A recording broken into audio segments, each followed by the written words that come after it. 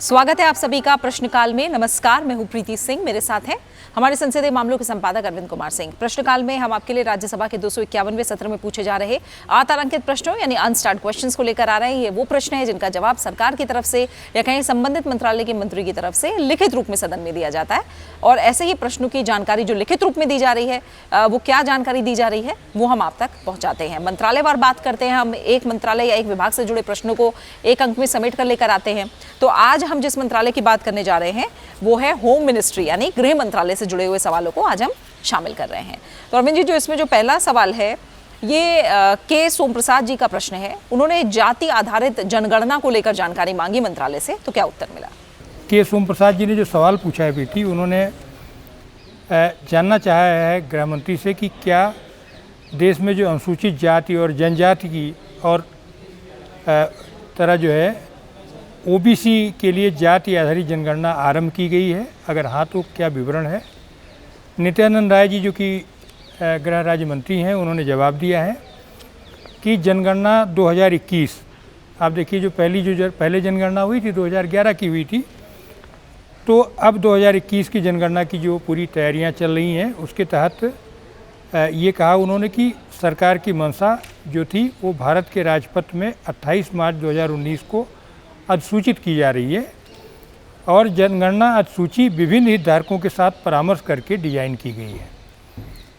जनगणना के दौरान जो संविधान अनुसूचित जाति आदेश और संविधान का अनुसूचित जनजाति आदेश 1950 है, जो कि समय समय पर संशोधित हुआ है, उसके तहत राष्ट्रपति के आदेश के तहत अनुसूचित जाति और अनुसूचित जनजाति के रूप में विशेष रूप से जो अधिसूचित की गई जातियां और जनजातियां हैं उनकी गणना की जाती है।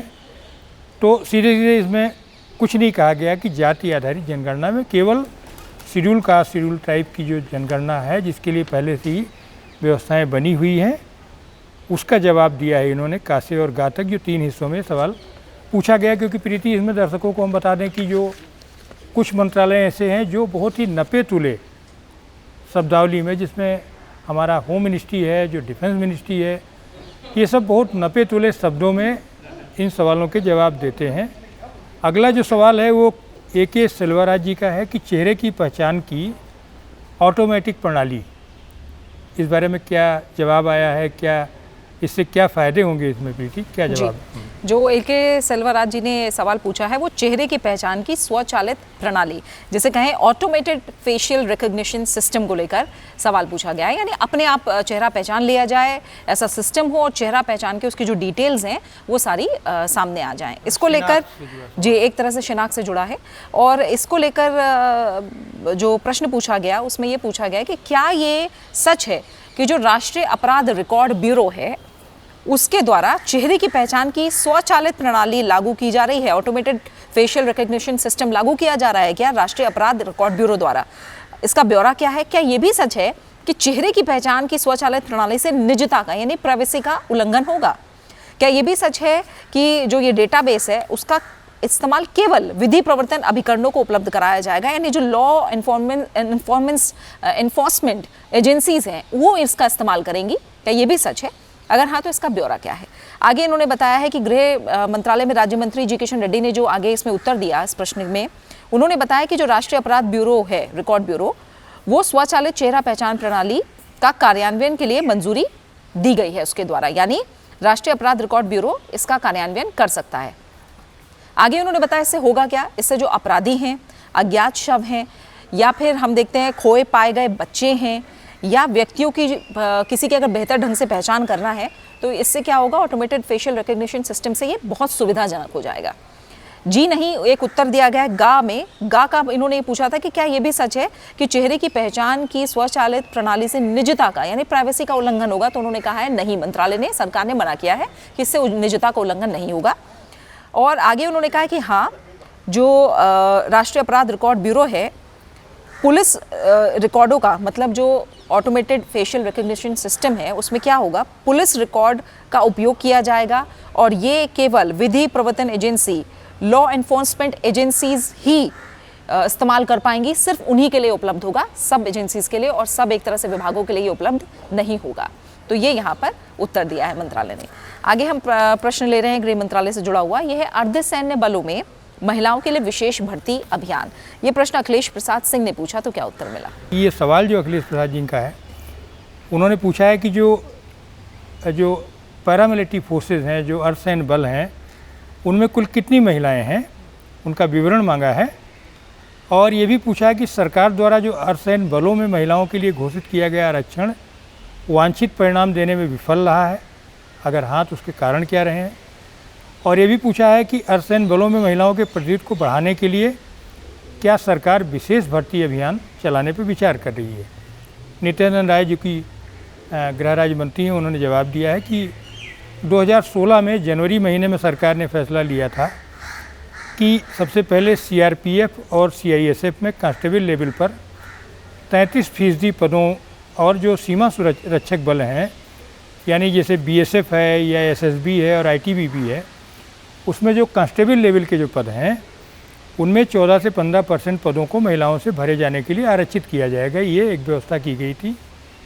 तो उस समय की स्थिति के अनुसार जो बल थे उनमें कुल महिला कार्मिकों की संख्या 20,568 थी और 1 जनवरी 2020 की स्थिति के अनुसार ये 27,126 हो गई है। आंकड़े ये बताते हैं प्रीति कि निश्चित तौर पर इस बीच में 2016 में जो फैसले लिए गए उसके बाद ये संख्या काफ़ी बढ़ी है। लेकिन अगर आप समग्र रूप से देखेंगे तो ये स्थिति बहुत संतोषजनक नहीं है, क्योंकि जो ये 6 बल हैं, सीआरपीएफ है, बीएसएफ है, सीआईएसएफ है, आईटीबीपी है, एसएसबी और एआर यानी असम राइफल, इनमें इनकी जो कुल स्वीकृत संख्या है वो 10,05,273 है, जिनमें से कुल तैनाती की जो संख्या है वो 9,01,906 है और इनमें महिलाओं की जो संख्या है वो 27,126 है। और मैं आंकड़ों से देख ये रहा हूँ कि सबसे ज़्यादा जो महिलाएं हैं 8,194 ये सीआरपीएफ में है। सीआरपीएफ में काफ़ी समय से महिलाएं तैनात हैं। उसके बाद ये सीआईएसएफ में है जो कि 8,630 है। उसके बाद सीआरपीएफ में 8,194 है और बीएसएफ में 5,215 है। ये इस तरह का आंकड़ा इन्होंने दिया हुआ और ये आंकड़े बता रहे हैं कि धीरे धीरे करके उन पैरामिलिट्री फोर्सेज में जिनमें ये माना जाता था कि महिलाएं आंगन में तुलसी जैसी हैं, नहीं, अब वो नीति निर्धारण की भूमिकाओं में आ रही हैं, महत्वपूर्ण भूमिका में आ रही हैं और ये एक बहुत ही सकारात्मक और अच्छा संकेत जा रहा है। अब राष्ट्रीय नागरिक रजिस्टर का देशव्यापी कार्यान्वयन, बिनोय विश्वम जी का सवाल है। ये सवाल ऐसा है प्रीति जिस पर पूरे देश भर में चर्चा भी हुई है, राजनीतिक दलों ने भी अपने एजेंडे में लिया है। क्या सरकार जवाब क्या दे रही है इसका? जी, बिनोय विश्वम जी का सवाल जो है राष्ट्रीय नागरिक रजिस्टर को लेकर, उन्होंने पूछा है कि गृह मंत्री ये बताने की कृपा करें कि क्या सरकार आने वाले 4 वर्षों में राष्ट्रीय नागरिक रजिस्टर का देशव्यापी कार्यान्वयन करने का विचार रखती है, क्या ऐसा विचार कर रही है? तो इसका जो उत्तर मिला है, अब हम जानते हैं कि राष्ट्रीय नागरिक रजिस्टर यानी एक तरह से ये वो रजिस्टर जिसमें कौन भारतीय नागरिक है कौन नहीं है, वो एक तरह से उसके नाम होते हैं और जिनके नाम इसमें नहीं है एक तरह से वो अवैध नागरिक कहलाएंगे। और हम जानते हैं जो एनआरसी की प्रक्रिया है, राष्ट्रीय नागरिक रजिस्टर की जो प्रक्रिया है वो असम में चल रही है। तो इसीलिए जो पूरे देश को लेकर ये सवाल पूछा गया और ये मसला भी हम जानते हैं थोड़ा बहस का मसला बना हुआ है और राजनीतिक तौर पर भी एक मुद्दा बना हुआ है, इसमें जो उत्तर मिला है वो बहुत ही नपे तुले शब्दों में दिया गया है। और मंत्रालय ने बताया है कि सरकार ने भारतीय नागरिकों के राष्ट्रीय रजिस्टर यानी एनआरआईसी को राष्ट्रीय स्तर पर यानी देशव्यापी स्तर पर तैयार करने के संबंध में अभी तक कोई निर्णय नहीं लिया है। सरकार की तरफ से इसमें अभी कोई फैसला नहीं लिया गया है, इतना उत्तर दिया गया है मंत्रालय की तरफ से यहाँ। तो आइए अब इस उत्तर के बाद इसी से जुड़ा कुछ सवाल और है अरविंद जी। ये पूछा गया है कि राष्ट्रीय जनसंख्या रजिस्टर के लिए जो ज़रूरी दस्तावेज हैं उसके लिए डॉक्टर शांतनु सेन ने जानकारी मांगी, तो मंत्रालय ने क्या उत्तर दिया? बिल्कुल, ये इसका एक हिस्से के जवाब तो आपने प्रीति दे ही दिया है। इसमें डॉक्टर शांतनु सेन ने ये जानना चाहा कि जो राष्ट्रीय जनसंख्या रजिस्टर है यानी एनपीआर, उसके लिए अपनी सूचना और दस्तावेजों का ब्यौरा क्या है जिसको दिया जाना अनिवार्य है। फिर पूछा कि क्या जन्म स्थान और माता पिता की जन्म तिथि के बारे में भी सूचना मांगी जाएगी, और ये भी पूछा कि राष्ट्रीय जनसंख्या रजिस्टर के लिए प्रश्नावली की अंतिम सूची का विवरण किस तरह तैयार किया गया है। तो इसमें नित्यानंद राय जी ने ही, जो कि गृह राज्य मंत्री है, उन्होंने जवाब ये दिया है कि एनपीआर के अपडेशन से संबंधित जो काम है उसके दौरान प्रत्येक परिवार और व्यक्ति के जो जनसांख्यिकीय और अन्य ब्यौरे अपडेट और एकत्रित किए जाने हैं, इस तरह से करने हैं, लेकिन इस कार्य के दौरान कोई भी दस्तावेज एकत्र नहीं किया जाना है। ये भी बिल्कुल साफ नपे-तुले शब्दों में गृह राज्य मंत्री ने बताया है। अब अगला भी सवाल जो प्रीति, वो बड़ा महत्वपूर्ण सवाल है, क्योंकि इस पर भी काफ़ी चर्चा हो रही है।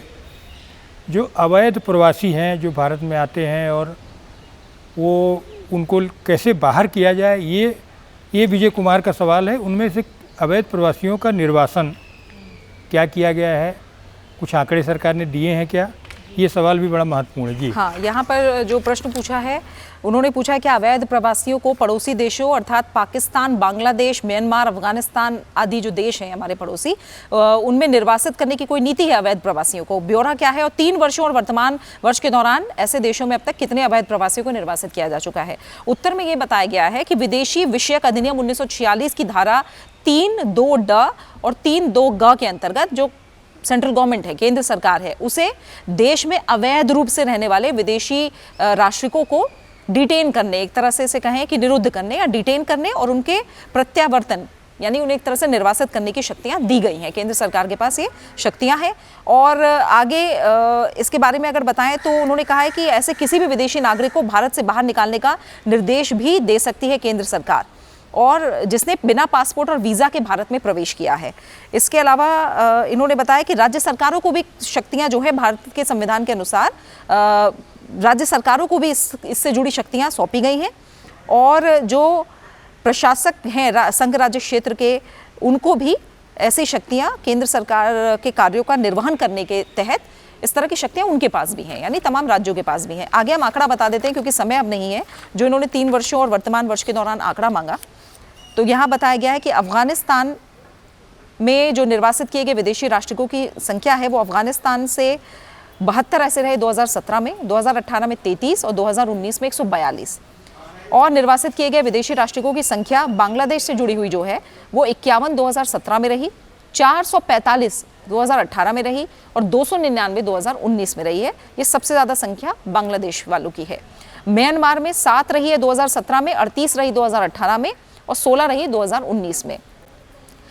और पाकिस्तान की अगर बात करें तो 2017 में 1, 2018 में 0 यानी 1 भी नहीं, और 2019 में 5 संख्या रही है। तो कुल मिलाकर अगर देखें तो 2019 की बात करें तो 462 निर्वासित किए गए विदेशी राष्ट्रिकों की संख्या रही है।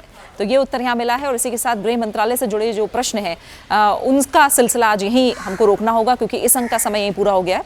अगले अंक में किसी और मंत्रालय से जुड़े प्रश्नों को लेकर आएंगे। तब तक के लिए मुझे और अरविंद जी को इजाजत दीजिए। नमस्कार।